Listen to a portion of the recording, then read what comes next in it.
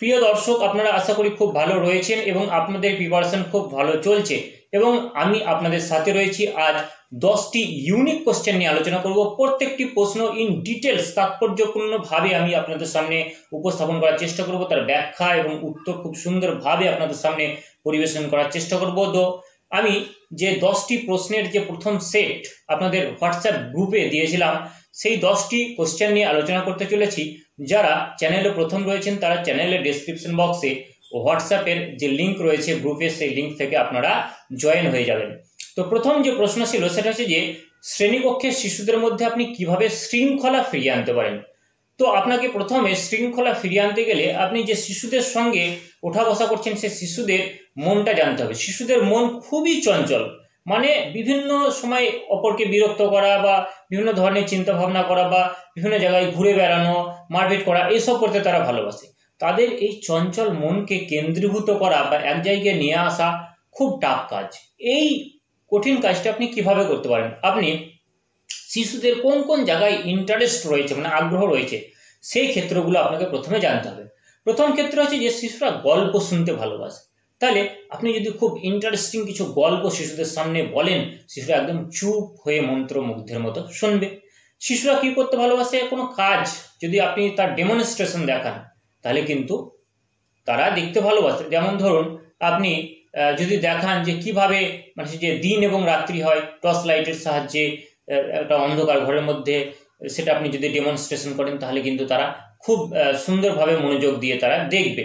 অথবা শিশুদেরকে যদি আপনি কোনো হাতের কাজ করতে দেন, মানে মাটি দিয়ে হোক বা থার্মোকল অর্থাৎ শোলা দিয়ে হোক কিছু করতে বললেন, তাহলে কিন্তু তারা মনোযোগ সহকারে করবে এবং তাদের মধ্যে অবশ্যই একটা শৃঙ্খলা ফিরে আসবে। এবং ছাত্রছাত্রীদের যদি আপনি কোনো বিষয়ে আঁকতে দেন, দেখবেন খুব সুন্দরভাবে তারা আঁকতে ভালোবাসে।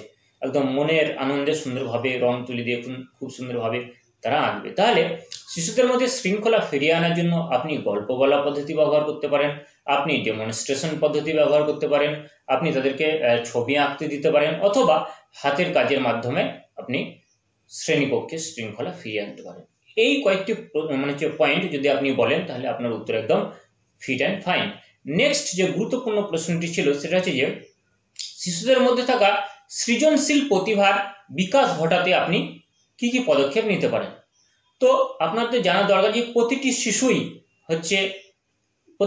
মধ্যে একটি অনন্ত সত্তা লুকিয়ে রয়েছে। কারণ কবি বলেছেন যে ঘুমিয়ে আছে শিশুর পিতা সব শিশুরই অন্তরে, অর্থাৎ প্রত্যেকটি শিশুর মধ্যে একটা হিডেন ট্যালেন্ট বা লুকোনো প্রতিভা রয়েছে। একজন শিক্ষক বা শিক্ষিকা হিসেবে আপনার প্রধান কাজ হবে ওই শিশুটির মধ্যে লুকিয়ে থাকা যে সুপ্ত প্রতিভা, সে সুপ্ত প্রতিভা কিভাবে বিকশিত হবে বা বিকাশ লাভ ঘটবে তার জন্য আপনাকে সচেষ্ট থাকতে হবে এবং শিশুদেরকে সাহায্য করতে হবে, বা সেই প্রতিভা বিকাশ ঘটানোর যে উপযুক্ত যে পরিবেশ দরকার সেই পরিবেশ আপনাকে শ্রেণীকক্ষের মধ্যে সৃষ্টি করতে হবে, বা শ্রেণীকক্ষের বাইরেও আপনি সৃষ্টি করতে পারেন। কিভাবে পারেন? তো চলুন একটু জেনে নেওয়া যাক। আপনি যদি শিশুদের কিচেন গার্ডেন তৈরি করতে বলেন, অর্থাৎ বিদ্যালয়ের যে কিছুটা যদি জায়গা থাকে সেখানে আপনি ছাত্রছাত্রীদের নিয়ে গেলেন, বললেন যে আমাদের মিড ডে মিলে বিভিন্ন ধরনের যে সবজিগুলো আমরা খাই, তরকারি হয়, সেই সবজিগুলো আমরা চাষ করব। এই সবজিগুলো চাষ করতে গিয়ে বিভিন্ন ধরনের বীজ আপনি নিয়ে গেলেন, কোদাল ফাওড়া নিয়ে গেলেন, একটু জল নিয়ে গেলেন, তারা খুব সুন্দরভাবে চাষ করার বিষয়টা শিখলো। এর ফলে কিন্তু তাদের মধ্যে একটা সৃজনশীল প্রতিভার বিকাশ ঘটবে। তাছাড়া তাদেরকে আপনি যদি বৃক্ষরোপণ উৎসবে যদি নিয়ে যান, বৃক্ষরোপণ যে অরণ্য সপ্তাহ পালন হয়, সেক্ষেত্রে তাদের মধ্যে কিন্তু একটা সৃজনশীল প্রতিভার বিকাশ ঘটবে। এবং সব থেকে বড় ব্যাপার, শিশুরা কোলাজের কাজ তৈরি করতে পারে। তো শিশুদের বিভিন্ন ধরনের কোলাজের কাজ যদি তৈরি করতে দেন, তো সেই কোলাজের কাজ তৈরি করার সময় কিন্তু তাদের মধ্যে থাকা বিভিন্ন ধরনের আইডিয়া মানে সে যে তারা অ্যাপ্লাই করতে পারবে এবং খুব সুন্দরভাবে সেই জিনিসটাকে কোলাজটাকে তৈরি করবে। এর মাধ্যমে কিন্তু শিশুদের সৃজনশীল প্রতিভার বিকাশ ঘটে। এবং থার্মোকল অথবা মাটি দিয়ে যদি শিশুরা কোনো কাজ করে, কোনো সৃজনশীল বিষয় ঘটাতে পারে, তাহলে কিন্তু তাদের মধ্যে যে সুপ্ত প্রতিভা রয়েছে, সৃজনশীল প্রতিভা, তার বিকাশ ঘটবে। আমি আমার বিদ্যালয়ে ক্লাস 4-এর ছাত্র বা ছাত্রীদের দেখেছি, তারা খুব সুন্দরভাবে রঙিন কাগজকে কেটে একদম চন্দ্রায়ন 3টা তৈরি করেছে এবং জাতীয় পতাকা দিয়ে খুব সুন্দরভাবে। তো এই যে তাদের মধ্যে এই যে মানে যে একটা খুব সুন্দর একটা ভাবনা এসেছে এবং খুব সুন্দরভাবে সেটাকে তারা তৈরি করেছে। অর্থাৎ তাদের মধ্যে সৃজনশীল প্রতিভা রয়েছে এবং সৃজনশীল এই প্রতিভার বিকাশ ঘটানোর জন্য আপনি কতগুলো পদ্ধতি অ্যাপ্লাই করতে পারেন। আপনি তাদের কিচেন গার্ডেন তৈরি করতে পারেন বলতে পারেন, তারপরে বৃক্ষরোপণ উৎসবে তাদের নিয়ে যেতে পারেন, তাদের কোলাজের কাজ তৈরি করতে বলতে পারেন এবং হাতের কাজ তৈরি করতে বলতে পারেন। এর ফলে কিন্তু তাদের মধ্যে সৃজনশীল প্রতিভার বিকাশ ঘটবে। তাছাড়া অনেক শিশু রয়েছে যারা ছড়া লিখতে ভালোবাসে, কবিতা লিখতে ভালোবাসে, ভালো নিজের মতো করে বানিয়ে গল্প বলতে ভালোবাসে। এসবের মাধ্যমেও কিন্তু তাদের মধ্যে থাকা সৃজনশীল প্রতিভার বিকাশ ঘটে। তো এগুলো কি বার হয়? শনিবার সাহিত্য সভায় হয় বা আনন্দ পরিসর বলে যে বিষয়টা আমরা করি, পালন করি, সেই আনন্দ পরিসরে হয়। তো এই সমস্ত মানে যে অ্যাক্টিভিটি বা কার্যকলাপে যদি শিশুদের অন্তর্ভুক্ত করানো যায় তাহলে কিন্তু তাদের মধ্যে সৃজনশীল প্রতিভার বিকাশ ঘটবে। থার্ড যে গুরুত্বপূর্ণ প্রশ্ন ছিল যে শ্রেণীকক্ষে পাঠদান করার সময় মাইন্ড ম্যাপিং আপনি কিভাবে প্রয়োগ করবেন। দেখুন, মাইন্ড ম্যাপিং কথাটা বোঝার চেষ্টা করেন, মানে মনের মধ্যে এমনভাবে একটা ম্যাপ তৈরি করে দিবেন কোনো জিনিসের বা একটা ছাপ তৈরি করে দিবেন যাতে শিশুরা ভুলতে চাইলেও ভুলতে পারবে না। যেমন ধরুন, আপনি শিশু ওয়ানের অথবা ওয়ানের শিশুদের বন সম্বন্ধে একটা আইডিয়া দেবেন, মানে জঙ্গল সম্বন্ধে। তাহলে আপনি কিভাবে আইডিয়া দিতে পারেন? আপনি বোর্ডে মাঝখানে একটি গোল আঁকলেন বৃত্ত, তার মাঝখানে বন কথাটি লিখলেন। এবার ছাত্রছাত্রীদের এক এক করে দাঁড় করালেন এবং জিজ্ঞেস করলেন বনের মধ্যে কি কি থাকে। কেউ বললো বাঘ, লিখলেন। কেউ বললেন গাছ, লিখলেন। কেউ বললো হয়তো নদী, লিখলেন। কেউ বললো পুকুর, লিখলেন। কেউ বললো হাতি, লিখলেন। অর্থাৎ প্রত্যেকটি জিনিস আপনি দাগ দিয়ে দিয়ে যখন চারপাশে লিখবেন তখন দেখবেন বনটা মাঝখানে থাকলো এবং বনের মধ্যে থাকা বিষয়গুলো চারপাশে ঘিরে একটা খুব সুন্দর একটা ডায়াগ্রাম তৈরি হয়ে গেল। তো এইভাবে যে ডায়াগ্রামটা তাদের মাথায় ঢুকে গেল, মানে মনের মধ্যে যে একটা ছাপ ঢুকে গেল, এটাকে বলা হচ্ছে মাইন্ড ম্যাপিং পদ্ধতি। অর্থাৎ মাইন্ড ম্যাপিং কি? মাইন্ড ম্যাপিং হলো কোনো একটি বিষয়কে বোঝানোর জন্য সেই বিষয়ের সঙ্গে সম্পর্কিত অন্যান্য বিষয়গুলিকে তার সঙ্গে জুড়ে দেওয়া হয় যাতে শিশুরা সহজে সেই জিনিসটাকে মনে রাখতে পারে। সেই পদ্ধতিটিকে বলা হচ্ছে মাইন্ড ম্যাপিং পদ্ধতি। নেক্সট যে গুরুত্বপূর্ণ প্রশ্ন ছিল সেটা হচ্ছে যে আমার বইয়ে রঙিন ছবিগুলি কে এঁকেছেন। তো আমার বইয়ে রঙিন ছবিগুলি এঁকেছেন সুব্রত মাঝি মহাশয়। এটা আপনারা অনেকেই জানেন এবং আমাকে লিখেও পাঠিয়েছেন। নেক্সট যে গুরুত্বপূর্ণ প্রশ্ন, এক মৌলিক অথবা যৌগিক সংখ্যা নয়, তাহলে এক কি ধরনের সংখ্যা? আপনাদের জানিয়ে রাখি, এক হচ্ছে ধনাত্মক সংখ্যা অর্থাৎ পজিটিভ নাম্বার, কারণ একের পরে হচ্ছে যে জিরো, জিরো কিন্তু একটা পজিটিভ নাম্বার বলতে পারি। তাহলে এক অবশ্যই একটা ধনাত্মক সংখ্যা বা পজিটিভ নাম্বার এবং এক হচ্ছে পূর্ণ সংখ্যা, অর্থাৎ এক কিন্তু ভগ্নাংশ নয়, তার জন্য এককে আমরা পূর্ণ সংখ্যা বলতে পারি এবং এককে আমরা পরিচায়ক সংখ্যাও বলতে পারি। তাহলে এক কি? এক হলো একটি ধনাত্মক স্বাভাবিক পূর্ণ সংখ্যা এবং পরিচায়ক সংখ্যা। এটা হচ্ছে কমপ্লিট একটা অ্যান্সার। নেক্সট যে গুরুত্বপূর্ণ প্রশ্ন ছিল যে লেসন প্ল্যান বলতে আপনি কি বোঝেন। দেখুন, লেসন প্ল্যান, প্ল্যান হচ্ছে পরিকল্পনা, আপনারা প্রত্যেকেই জানেন। তাহলে আপনি বিদ্যালয়ে পাঠদান করার আগে যখন কোনো একটি সাবজেক্ট বা বিষয়ে কোনো একটি বিশেষ টপিক পড়াবেন, তার আগে সেই টপিকের মধ্যে কি কি শিখন সামর্থ্য আছে সেগুলো আপনি আপনার মানে যে পরিকল্পনার মধ্যে অন্তর্ভুক্ত করবেন এবং আপনি কিভাবে পড়াবেন, কি কি টিএলএম ব্যবহার করবেন, কোন কোন পদ্ধতি অ্যাপ্লাই করে সেই বিষয়বস্তুটা শিশুদের সামনে উপস্থাপন করবেন যাতে তারা খুব সহজে বিষয়টা বুঝতে পারে। এই যে পুরো পরিকল্পনাটা আপনি তৈরি করলেন বা এই যে পুরো পরিকল্পনার খসড়া যেটা আপনি তৈরি করলেন, সেই খসড়াটাকে বলা হচ্ছে লেসন প্ল্যান। তাহলে সহজভাবে আপনি বলতে পারেন যে লেসন প্ল্যান হলো এমন একটি পরিকল্পনা বা খসড়া যার মাধ্যমে একজন শিক্ষক বা শিক্ষিকা কোনো একটি নির্দিষ্ট বিষয়ের নির্দিষ্ট টপিক বা বিষয়বস্তুর ওপর কি কি শিক্ষণ পদ্ধতি ব্যবহার করবেন, কি কি টিএলএম ব্যবহার করবেন তার একটি রূপরেখা থাকে, তাকে বলা হয় লেসন প্ল্যান। নেক্সট যে গুরুত্বপূর্ণ প্রশ্ন ছিল যে পাতাবাহার বইটি কোন কোন শ্রেণীর শিক্ষার্থীদের দেওয়া হয় এবং এই বইটির কয়েকটি বৈশিষ্ট্য বলুন। তো পাতাবাহার বইটি ক্লাস 3, ক্লাস 4 এবং ক্লাস 5 এই তিনটি শ্রেণীর শিক্ষার্থীদের পাতাবাহার বইটি দেওয়া হয়। এখন গুরুত্বপূর্ণ প্রশ্নটি হচ্ছে যে পাতাবাহার বইটির বৈশিষ্ট্য বলুন। তো আপনাদের জানায় যে এটা হচ্ছে ক্লাস 3 পাতাবাহার বই। এই বইয়ের মধ্যে আমরা দেখব যে কি কি জিনিস রয়েছে। দেখুন, এই বইটার মধ্যে এখানে সূচিপত্র রয়েছে।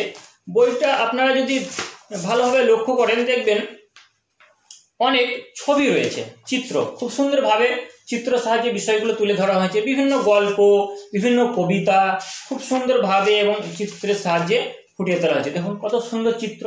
তাহলে এবং এই চিত্রের মধ্যে দেখুন রঙের কত সুন্দর ব্যবহার রয়েছে। তাহলে এই বইটির বেশ কতগুলো বৈশিষ্ট্য রয়েছে। প্রথম বৈশিষ্ট্য হচ্ছে বইটির মধ্যে, অর্থাৎ বইটির প্রতিটি পাতার মধ্যে অনন্ত বাহার রয়েছে, বিভিন্ন ধরনের বাহার রয়েছে, মানে বৈচিত্র্য রয়েছে। কি কি বৈচিত্র্য?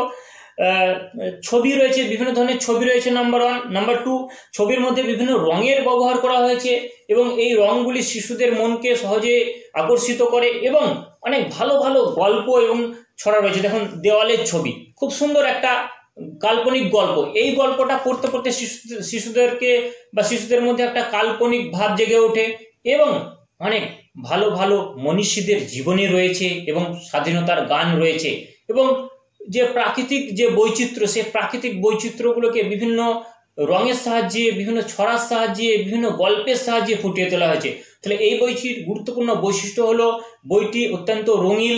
বইটির প্রতিটি পৃষ্ঠায় রঙিন ছবি রয়েছে এবং বিভিন্ন রঙের ব্যবহার করা হয়েছে। বইটির মধ্যে ভালো ভালো রস বোধক গান রয়েছে, কবিতা রয়েছে, গল্প রয়েছে, যেটি একটি শিশুকে তার কল্পনা জগতে নিয়ে যেতে পারে এবং বইটি পড়ে শিশুরা বিভিন্ন মনীষীদের জীবনী সম্পর্কে জানবে এবং আমাদের ভারতবর্ষের যে বিভিন্ন স্বাধীনতা যে গান রয়েছে সেই স্বাধীনতার গানগুলি জানবে। অর্থাৎ এক কথায় বইটি হচ্ছে একটি আদর্শ বই এবং এগুলি হলো পাতাবাহার বইটির প্রধান কয়েকটি বৈশিষ্ট্য, আপনি এগুলো বলতে পারেন। নেক্সট, বাংলা বর্ণমালায় কতগুলি অল্পপ্রাণ বর্ণ এবং কতগুলি মহাপ্রাণ বর্ণ রয়েছে এবং তারপরে প্রশ্ন রয়েছে ইংলিশ অ্যালফাবেটে কতগুলি সেমিভাওয়েল এবং আছে এবং কি কি, এবং লাস্ট যে কোশ্চেনটা রয়েছে যে পরীক্ষা এবং মূল্যায়নের পার্থক্য কি। তার আগে আপনাদের জানিয়ে রাখি, যারা প্রথম এই চ্যানেলে রয়েছেন তাদের জন্য একটি বিশেষ ঘোষণা রয়েছে। তো প্রিয় বন্ধুরা, আমি প্রায় 6 মাস কঠোর পরিশ্রম করে রিসার্চ করার পর এবং বাজারের অনেক ইন্টারভিউ বই আমি পড়েছি, যে ইন্টারভিউ বইগুলিতে বিশেষ সেই তথ্যগুলো নেই যে তথ্যগুলো আপনাকে অবশ্যই জেনে যাওয়া প্রয়োজন।